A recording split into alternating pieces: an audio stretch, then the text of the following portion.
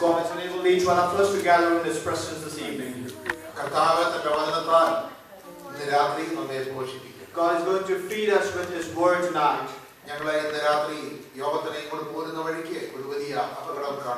Oh, when we are coming for this meeting, we saw a great accident on the road this evening.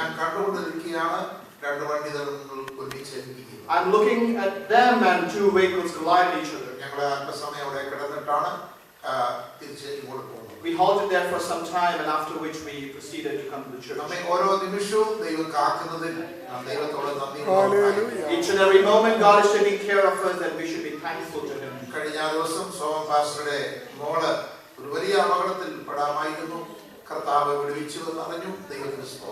Last week, our dear Pastor Servant's daughter was supposed to go through a major accident, but God saved her from it.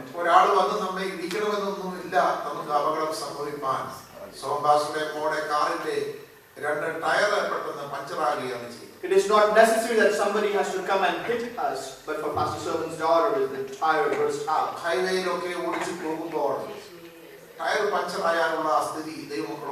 Just imagine the moment when your tires are flattened on the highway when you go through the speed. Let's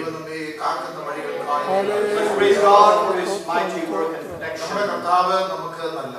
God is good to us. Hallelujah. Hallelujah.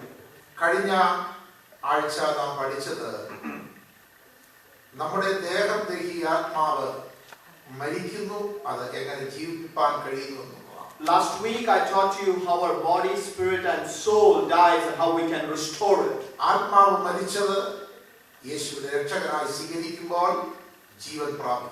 When the spirit dies, when we accept Jesus, it restores once again.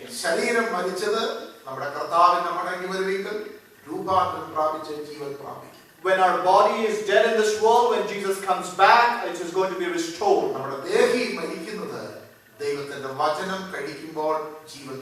The soul is manifested or it has been restored when we study from the Word of God.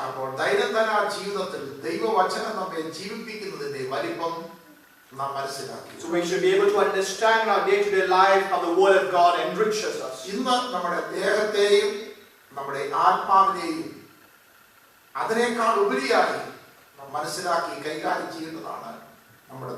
Nowadays, more than our body and spirit, we should be able to take care of our soul. There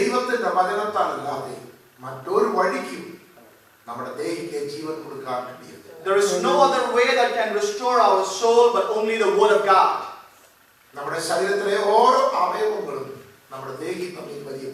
Each part of our body is correlated with our soul.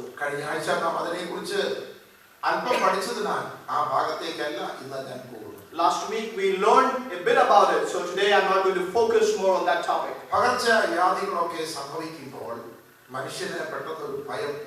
When the sickness has been considered so much that everybody is so afraid about it.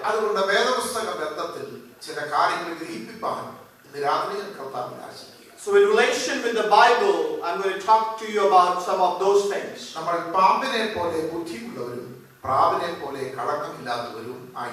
Like the snake, we should be wise enough, and like the dove, we should be like a dove, we should be always so patient. God wants us that we should be wise enough.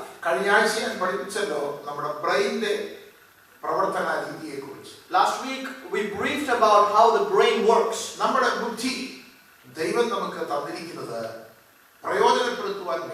The brain that has been given to us is for it to develop and work on it.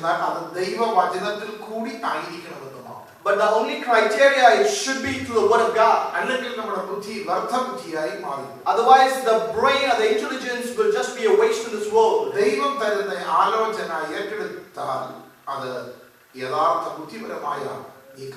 If you are able to accept the Word of God as it is, then we are able to be successful in it.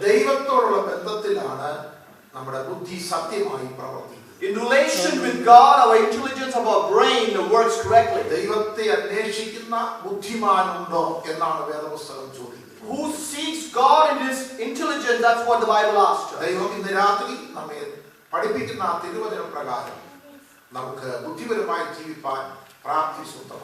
So as we learn from the word of God, let us walk or understand the intelligence that God has provided us. ദൈവം സൃഷ്ടിച്ച മനുഷ്യന്റെ ആരംഭത്തിൽ അത് രോഗം പിടിക്കുന്ന ഒരു ശരീരമല്ലായിരുന്നു.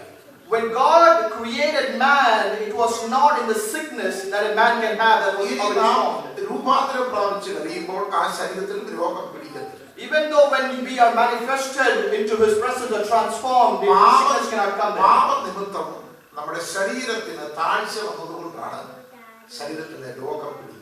It is because of the sin of mankind that sickness is developed in the human body. അതുകൊണ്ട് ഈ താഴ്ച വന്ന ശരീരം ഈ ഭൂമിയിൽ എങ്ങനെ ആയിരിക്കണമെന്ന് ദൈവം നമ്മെ പഠിപ്പിച്ചു. Because God has taught from His word that how this lowly body can overcome it. തേജസ്സ് നഷ്ടപ്പെട്ട ശരീരവും താഴ്ചയുള്ള ശരീരമാണ്. The glorious body which has been lost is lowly body at this moment. ആ തേജസ്സ് തിരിച്ചു കിട്ടുന്നത് വരെ ഈ ശരീരം സൂക്ഷിക്കേണ്ട രീതി. So there are certain things that we have to adopt how you can take care of this body. അതിന് താഴ്ച വന്ന ശരീരത്തിന് ദൈവം കൊടുത്ത ആദ്യത്തെ സംരക്ഷണം വസ്ത്രമാണ്. So the first protection to avoid any sickness is the clothing that God has provided. ദൈവം അവർക്ക് വസ്ത്രം ഉണ്ടാക്കി കൊടുത്തു. God Himself made a clothing for them. That's what the Bible says. ആത്മാവിനും ദേഹിക്കും വേണ്ടിയല്ല ദൈവം വസ്ത്രം ഉണ്ടാക്കി കൊടുത്തു. God did not prepare clothing for spirit and soul. മനുഷ്യന്റെ ആത്മാവിനും മനുഷ്യന്റെ ദേഹിക്കും പാപത്തിന് ശേഷം ദൈവം കൊടുത്ത രക്ഷാ മാർഗങ്ങളുണ്ട്. There are certain salvation that has been given to the spirit and soul by God. എന്നാൽ ശരീരത്തിന് ദൈവം കൊടുത്തത് അതിൽ നിന്ന് വ്യത്യസ്തമാണ്. But it's very different what He has given to this body. ഞാൻ ഒന്നുകൂടെ പഠിപ്പിക്കുന്നു, നമ്മുടെ ആത്മാവിന് വേണ്ടിയോ നമ്മുടെ ദേഹിക്ക് വേണ്ടിയോ അല്ല ദൈവം വസ്ത്രം തന്നത്. Again, I'm telling you that not for our spirit or soul that the clothing is provided. പാപത്തിന് മുൻപ് വസ്ത്രത്തിന്റെ ആവശ്യമില്ല. Before sin entered, there was no need of any clothes. മനുഷ്യൻ തേജസ്സിനാൽ നിറയപ്പെട്ടവനായി. Because man himself was in the glory. എന്നാൽ പാപം ചെയ്ത ശരീരം താഴ്ച വന്നതിനാൽ ഈ ഭൂമിയിൽ സംരക്ഷണം ആവശ്യമായി. So when sin entered and it became a lowly body, it needed a protection. അത് ദൈവം ഒന്നാമത് കൊടുത്തതാണ് വസ്ത്രം. So the first thing what God has given is the clothing. രണ്ടാമത് ദൈവം പറഞ്ഞു, നീ വിയർപ്പോടെ ഭക്ഷണം കഴിക്കും. Then God said that you will sweat and you will eat food. ഈ ശരീരം വിയർക്കണം. Because this body needs to sweat. ഭക്ഷണം കഴിക്കുന്നവൻ വിയർക്കണം. The person who eats food needs to sweat. ഈ ശരീരം വിയർക്കുന്ന ശരീരം അല്ലായിരുന്നു. This body never used to sweat. പാപത്തിന് ശേഷമാണ് ഈ ശരീരം വിയർക്കാൻ തുടങ്ങിയത്. It is after being into sin this body started sweating. പാപത്തിന് മുൻപ് ആദാം വേല ചെയ്യുമായിരുന്നു. Adam used to work before he used to sin. Eden തോട്ടത്തിൽ വേല ചെയ്യുവാനും അതിനെ കാക്കാനുമാണ് ദൈവം ആദാമിനെ ഏദൻ തോട്ടത്തിൽ ആക്കിയത്. To work in the Eden garden and to protect it, that's the reason why Adam was situated there. ദൈവം നിരോധിച്ചിരുന്നത് ഒഴിച്ച് ബാക്കി ഫലവൃക്ഷങ്ങൾ ഇഷ്ടം പോലെ തിന്നാമെന്നാണ് പറഞ്ഞിരുന്നത്. Only from one tree of the good and life, good and bad, other for everything that you can have. That's what God said. നിങ്ങൾക്ക് ഇഷ്ടം പോലെ തിന്നാമെന്നായി. It's not little what you can eat, but plenty that you can eat. ആ ശരീരമല്ല ഇപ്പോഴത്തെ നമ്മുടെ ശരീരത്തിന്റെ സ്ഥിതി. But that is not the same body that we have at this moment. അന്ന് വേല ചെയ്യുവാൻ ഉപയോഗിച്ച ശരീരമല്ല ഇന്ന് വേല ചെയ്യുവാനുള്ള ശരീരം. That body which used to work at that time is not the same body right now. ദൈവം പറഞ്ഞത് കണ്ടോ, നീ വിയർപ്പോടെ ഭക്ഷണം കഴിക്കും. God said with sweat you're going to eat food.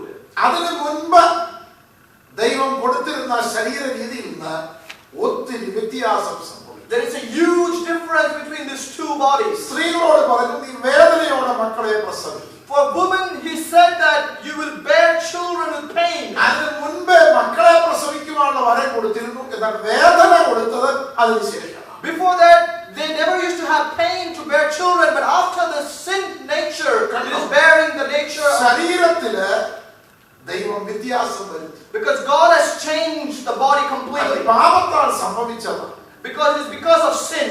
ആ പാപ ശരീരം നശിക്കാതെ നിർത്താൻ വേണ്ടി ദൈവം പ്രമാണങ്ങൾ കൊടുക്കും. That's why the laws were provided so that this lowly body is not destroyed in this world. അപ്പോൾ ഈ ഭൂമിയിൽ ജീവിച്ചിരിക്കുന്ന മനുഷ്യന് വസ്ത്രം ആവശ്യമാണ്. So the person who lives in this world needs clothing. ഈ ഭൂമിയിൽ ജീവിച്ചിരിക്കുന്ന മനുഷ്യൻ വേല ചെയ്യണം. The person who lives in this world needs to work. പൗലോസ് തെസ്സലോനിക്ക സഭയോട് പറഞ്ഞത് വേല ചെയ്യാതെ കഴിക്കുകയും അരുത് എന്നാണ്. In Thessalonians we read what Paul says is without working you should not be eating. അവിടെ സാവധാനത്തോടെ വേല ചെയ്ത് അഹോവൃത്തി കഴിക്കണമെന്നാണ് പൗലോസ് തെസ്സലോനിക്ക ലേഖനത്തിൽ എഴുതിയിരിക്കുന്നത്. Paul has exhorted that you should be working and progressively you should be working on it. നമുക്ക് വേല ചെയ്യുന്ന രീതി അത് പിന്നെ പഠിക്കാം. സാവധാനത്തോടെ വേല ചെയ്ത് അഹോവൃത്തി കഴിക്കുക. So you are able to work very progressively. That's what Paul says in the book of Thessalonians. കഠിന പ്രയത്നം ചെയ്ത് ഉപജീവിക്കുന്നത് വ്യർത്ഥമത്രേ എന്നാണ് മറ്റൊരു ഭാഗം. If you're working so hard, then you are not coming to the Christ. That's what Paul says. ദൈവത്തിന്റെ വചനത്തിന്റെ ഓരോ വാക്കുകളും വളരെ വിലപ്പെട്ടതാണ്. Each and every word that the scripture says is so important. ദൈവം വെറുതെ ഒരു കാര്യവും പറഞ്ഞിട്ടില്ല. God has not said anything just for waste. ഒരു തമാശന് വേണ്ടിയോ വെറുതെയോ ദൈവം ഒരു കാര്യം പറയുന്നില്ല. Not for any jokingly manner that God has put the scripture. നമ്മുടെ ഈ ശരീരത്തെ മനസ്സിലാക്കിയ ദൈവമാണ് അതിന് വേണ്ടിയതായ നിർദ്ദേശങ്ങൾ തന്നിരിക്കുന്നത്. The same God who understood this lowly body has put this instruction for us. കഠിന വേല ചെയ്യരുത് എന്ന് പറഞ്ഞത് ദൈവത്തിന്റെ പ്രത്യേക ഉദ്ദേശം കൊണ്ടാണ്. There is a special purpose why he said do not work hard. ആ സാവധാനത്തോടെ വേല ചെയ്യുന്നത് പറഞ്ഞ ദൈവത്തിന്റെ ഉദ്ദേശത്തോട് കൂടി. There is a purpose why you should work progressively according to the Bible. അതുപോലെ ഈ ശരീരം വിശ്രമിക്കണം, അതും ദൈവം ആഗ്രഹിക്കുന്നു. Even God wants that this body should rest. നോക്കുക, ദൈവം പറയും ശബത്ത് എന്ന് പറഞ്ഞാൽ വിശ്രമം എന്നാണ്.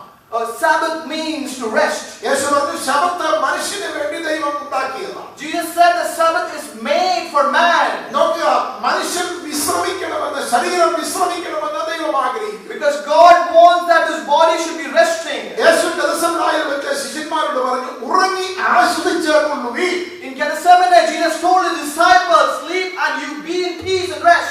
ഉറങ്ങുന്നത് നമ്മുടെ ആത്മാവിന്റെ ആശ്വാസത്തിന് വേണ്ടിയല്ല. It is not for the spiritual thing that you're sleeping. നമ്മുടെ ദേഹിയുടെ ആശ്വാസത്തിന് വേണ്ടിയല്ല. It's not for the soul that needs to be there. നമ്മുടെ ശരീരത്തിന്റെ ആശ്വാസത്തിനാണ്. It is for the peace for this body. കണ്ടോ, മനുഷ്യൻ വിശ്രമിക്കണമെന്ന് ദൈവം ആഗ്രഹിക്കുന്നു. God wants that this body, that man should rest. മനുഷ്യൻ ഉറങ്ങണമെന്ന് ദൈവം ആഗ്രഹിക്കുന്നു. God wants that people should sleep. മനുഷ്യൻ സാവധാനത്തോടെ വേല ചെയ്യണമെന്ന് ദൈവം ആഗ്രഹിക്കുന്നു. God wants that man should be progressively working. കഠിന പ്രയത്നം ചെയ്യരുതെന്ന് ദൈവം ആഗ്രഹിക്കുന്നു. God also wants that the man should not work harder. മനുഷ്യൻ വിയർക്കണമെന്ന് ദൈവം ആഗ്രഹിക്കുന്നു. God wants that the man should sweat. മനുഷ്യൻ വസ്ത്രം ധരിക്കണമെന്ന് ദൈവം ആഗ്രഹിക്കുന്നു. God wants that the man should be in clothing. നോക്കുക, നമ്മുടെ ശരീരത്തിന് വേണ്ടിയുള്ള ദൈവത്തിന്റെ നിയമങ്ങളുണ്ട്. There are certain laws that God has put for our body. നമ്മളെ ദൈവം സൃഷ്ടിച്ച ഈ ഭൂമിയിൽ വെറുതെ ആക്കിയിരിക്കുകയാണ്. God has not created us and just kept it in this world. നമ്മുടെ ഓരോ വിഷയത്തിന് വേണ്ടിയുള്ള ദൈവത്തിന്റെ ആലോചനകൾ ദൈവം തന്നിട്ടുണ്ട്. For every situation that we go through, there's a message that God has put here. ഇവിടെ താമസിക്കുമ്പോൾ നമ്മൾ പാലിക്കേണ്ട ഈ നിയമങ്ങൾ പാലിച്ചാൽ മാത്രമേ നമുക്ക് നിലനിൽപ്പാൻ കഴിയൂ. Only if you are able to abide with the rules and regulations of this time, then you can live here. Praise the Lord. Hallelujah. Hallelujah. Praise Jesus. ഞാൻ പഠിപ്പിക്കുന്ന ഈ കാര്യം ദൈവമക്കൾ ഗൗരവമായി ഗ്രഹിക്കണം. The word that I'm teaching you, you have to understand it. Israel മക്കൾക്ക് ദൈവം 10 കൽപ്പനകളും For Israel people, that God gave 10 commandments 750 പ്രമാണങ്ങളും കൊടുക്കുകയുള്ളൂ. and 750 laws were provided to them. ഈ 750 പ്രമാണങ്ങളെ 7 ഭാഗമായി തിരിച്ചാണ് പഠിപ്പിക്കുന്നത്. The 750 laws is subcategorized into 7 regions. ആ ഓരോ ഭാഗത്തിനും അനേക ഉപഭാഗങ്ങളുണ്ട്. There is also subcategories for all these 7 categories. ഈ 7 ഭാഗത്തിൽ ഒരു ഭാഗമാണ് അനുഷ്ഠാന നിയമങ്ങൾ. So which is not good, what is that has been mentioned is one of their subcategories. അതിനകത്ത് 6 പിരിവുകളുണ്ട്. So there are 6 distinctions on that. അതിൽ വരുന്ന 6 പിരിവിൽ ഒരു പിരിവാണ് അഥവാ ഒരു ഭാഗമാണ് ശുദ്ധീകരണ നിയമം. For a cleanseness, that's what one of the subcategory division is. നമ്മുടെ ശുദ്ധീകരണം എന്നുള്ളത് വേദപുസ്തകത്തിലെ വിലപ്പെട്ട ഒരു ഭാഗമാണ്. It is a very important topic of cleanseness of our own people. ഇത് ശുദ്ധീകരണ വിഷയത്തിൽ നമ്മുടെ ശരീര ശുദ്ധീകരണം എന്നത് ഒരു ഭാഗമാണ്. The bodily cleansing is an important part of the cleansing. ഇന്ന് രാത്രി ഞാൻ പഠിപ്പിക്കുന്ന ശരീര ശുദ്ധീകരണം എന്ന ഭാഗത്തിന്റെ ഒരു ഭാഗമാണ്. I'm going to teach you one portion of the body being cleansed.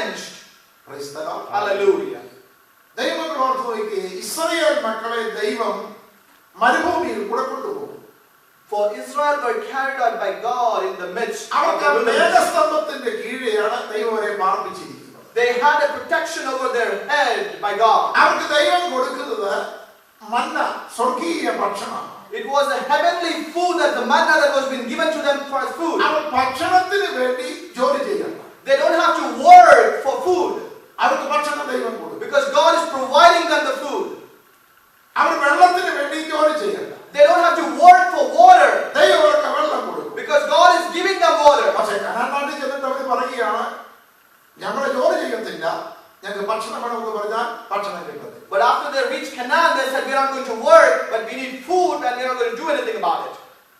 മരുഭൂമിയിൽ ദൈവം കൊടുത്ത ഭക്ഷണ രീതിയല്ല കനാൻ നാട്ടിൽ ചെന്നപ്പോൾ അവർ ഭക്ഷിക്കേണ്ട രീതി.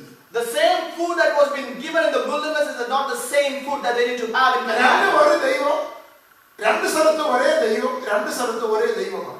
So both of the places the same God, both places the same children of God. നോക്കുക, രണ്ടിടത്തും അവരെ പാലിക്കേണ്ട നിയമത്തിന്റെ വ്യത്യാസങ്ങൾ. Do you see the difference where they have to abide in the laws? ഇതുപോലെയാണ് നമ്മൾ ആയിരിക്കുന്ന സ്ഥിതിയിൽ ദൈവത്തിന്റെ വചനം നമ്മെ എന്ത് പഠിപ്പിക്കും. So when we are in this present situation, what does the word of the Lord teach us? Canaan നാട്ടിൽ ചെന്ന യഹൂദന്മാർ രാവിലെ എഴുന്നേറ്റ് പാത്രം കൊണ്ട് മന്ന വരക്കാൻ ചെന്നാൽ അവർക്ക് മന്ന കിട്ടത്തില്ല.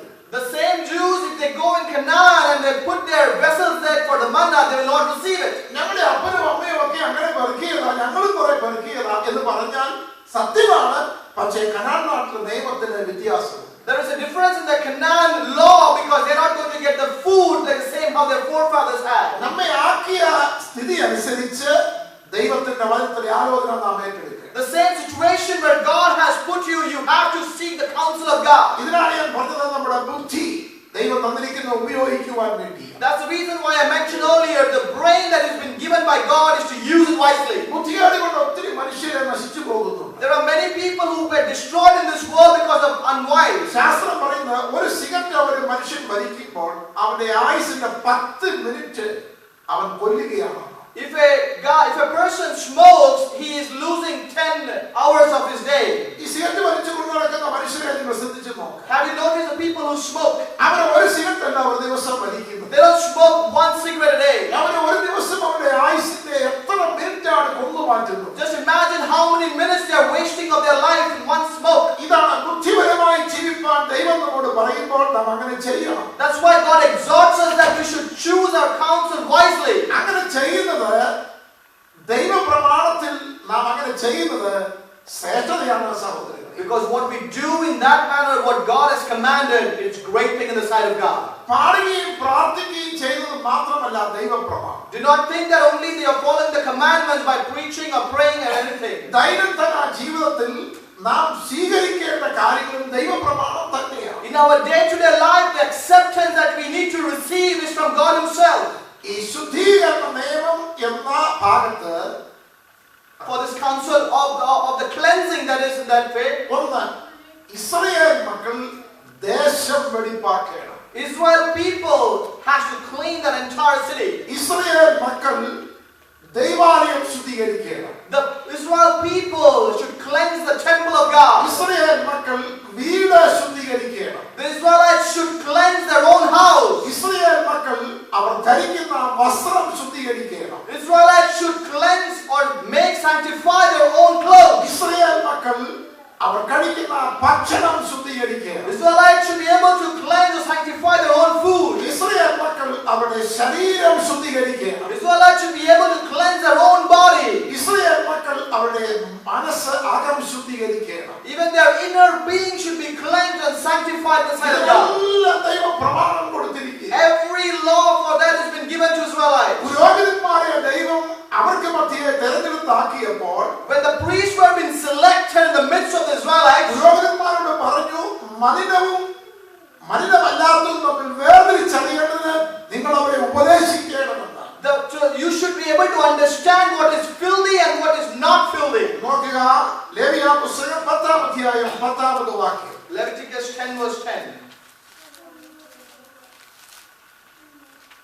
10-ന്റെ 10. ശുദ്ധവും അശുദ്ധവും മലിനവും നിർമ്മലവും തമ്മിൽ നിങ്ങൾ വകതിരിക്കേണ്ടതിനും യഹോവ മോശ മുഖാന്തരം ഇസ്രായേൽ മക്കളോട് കൽപ്പിച്ച സകല പ്രമാണങ്ങളും അവരെ ഉപദേശിക്കേണ്ടതിനും തന്നെ. കണ്ടോ, പുരോഹിതന്മാരെ ദൈവം നിയമിച്ചിരിക്കുന്നത് when the priests were been appointed in the midst of Israel. അനേകരും ധരിക്കുന്നത് യാഗം അർപ്പിക്കാൻ വേണ്ടിയുള്ള ജോലിക്കാരായിട്ടാണെന്ന്. Many people just think that they are just being situated for them to offer sacrifices. അത് അവരുടെ ജോലിയുടെ ഒരു ഭാഗം മാത്രമാണ്. It is only a portion of the work. Israel മക്കൾ ശുദ്ധവും അശുദ്ധവുമായ കാര്യങ്ങൾ Anything that is unclean and clean, മനസ്സിലാക്കി അതിൽ നിന്ന് ജീവിതം കാക്കുവാൻ വേണ്ടി അവരെ ഉപദേശിപ്പാൻ പുരോഹിതന്മാരെയാണ് ദൈവമാക്കിയിരിക്കുന്നത്. they should be able to understand and distinguish between that. That's the reason why the priests have been there in the midst of them. എന്തുകൊണ്ട് രാജാക്കന്മാരെ ദൈവം ഏൽപ്പിച്ചില്ല? Why were the kings not appointed for it? അത്രകൂടി വിശുദ്ധമായതുകൊണ്ടാണ് ഇത് പുരോഹിതന്മാരെ ഏൽപ്പിച്ചിരിക്കുന്നത്. That much holy it is. That's the reason why it was only given to the priests.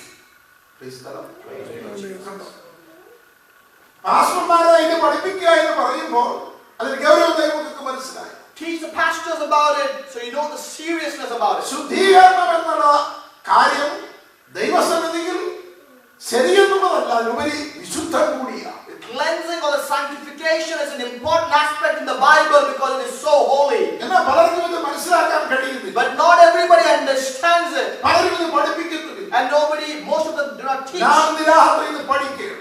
Tonight we are able to learn this. നാം കഴിവെങ്കിൽ മറ്റുള്ളവരെ ഇത് പഠിപ്പിക്കണം. We should be able to exhort and teach others. ഇതൊക്കെ ദൈവത്തിന്റെ വചനത്തിൽ ഉണ്ട് എന്ന് ജനങ്ങൾ മനസ്സിലാക്കണം. Because the nation should know that this is in the Holy Bible. അവന്റെ വചനം കൃത്യമായി പാലിപ്പാൻ അവൻ നമുക്ക് തന്നിരിക്കുന്നതാണ്. Because the scripture should be followed as it is. That's the reason why it is given to us. ഒന്ന്, അവർ ദേശം വെടിപ്പാക്കണം. One, the place where they stay should be cleansed. രണ്ട്, അവർ ദൈവാലയം വിശുദ്ധമാക്കണം. Second is the temple of God should be cleansed. മൂന്ന്, അവർ വീട് വിശുദ്ധമാക്കണം. Third is their house should be cleansed. നാല്, അവർ വസ്ത്രം വിശുദ്ധമാക്കണം. Their clothes should be cleansed of it. അഞ്ച്, അവർ ശരീരം വിശുദ്ധമാക്കണം. Their body should be clean about it. അവർ ഭക്ഷണം വിശുദ്ധമാക്കണം. Their food should be cleaned about it. Hallelujah.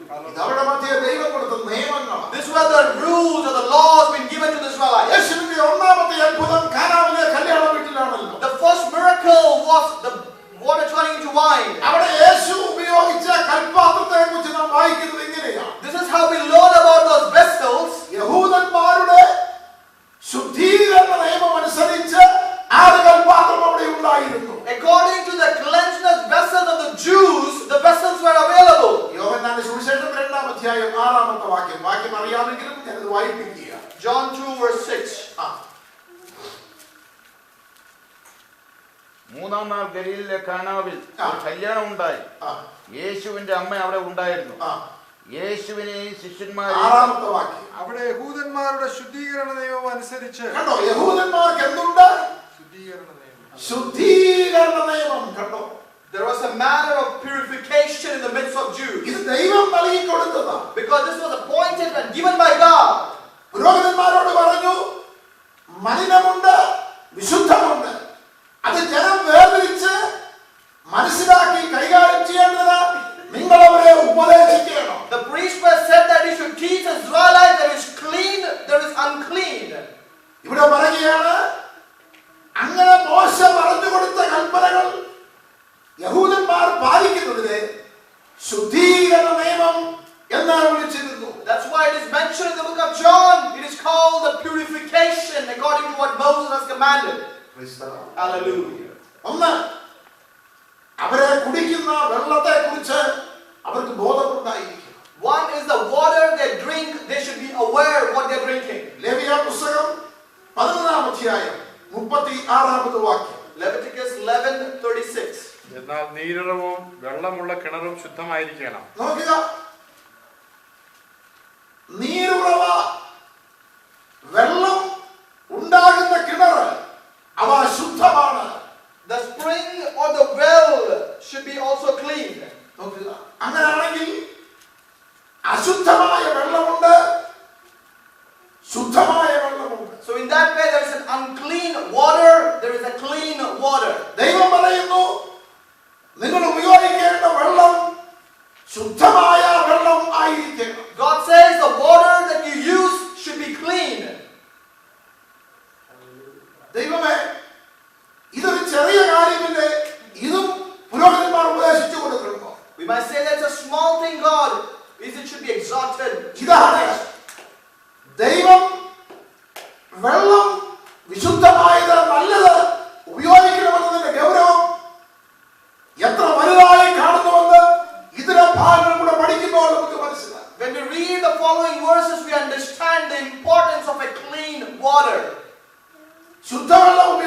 കുടിച്ചില്ലെങ്കിൽ ഉണ്ടാകുന്ന ഭവിഷ്യത്ത് എത്ര വലുതാണെന്ന് ഈ ആധുനിക ലോകത്ത് താമസിക്കുന്ന നമുക്കറിയാം. We must understand if you are drinking or using unclean water, what are the consequences. എന്നാൽ ശാസ്ത്രമൊന്നും മനസ്സിലാക്കാൻ കഴിയാതിരുന്ന എത്രയോ വർഷങ്ങൾക്ക് മുൻപ്, Even though before science could even identify, years before this was done, ദൈവം പറയുന്നു God saying ശുദ്ധവെള്ളമുണ്ട്.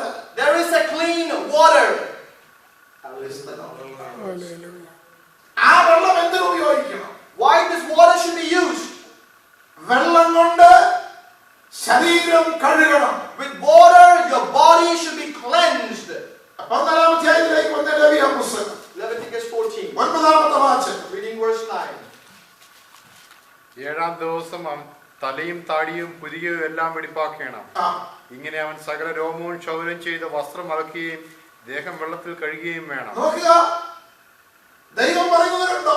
അവൻ വസ്ത്രം അലക്കണം, അവൻ വെള്ളം കൊണ്ട് ദേഹം കഴുകണം. God says he shall wash his clothes and wash his body in water. Praise the Lord. Hallelujah. ദൈവമേ, നിനക്ക് വേറെ എന്തെല്ലാം കാര്യം പറയാനുണ്ട്? God, there are a lot of other things that you could have told.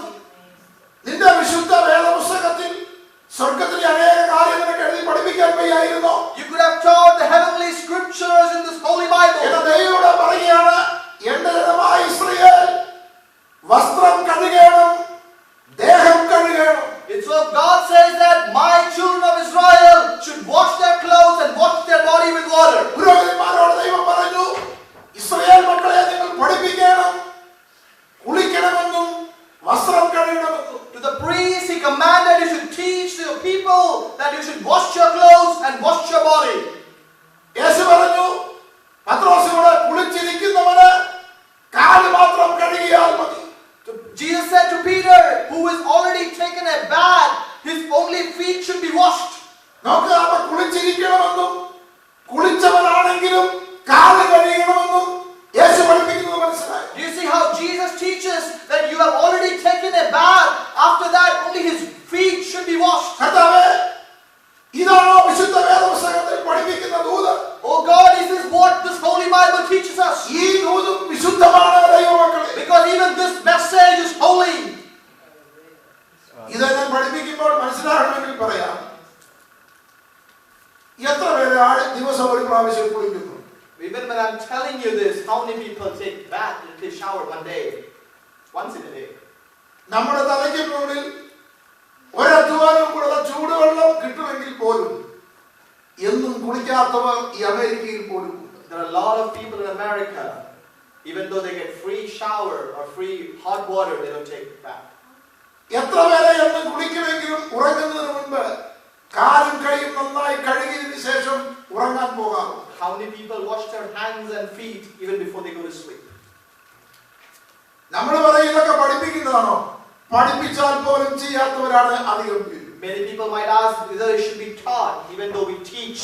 ദൈവം പറഞ്ഞു, ഇസ്രായേൽ മക്കളെ ഇത് പഠിപ്പിക്കുക. God said, teach the Israelites about this.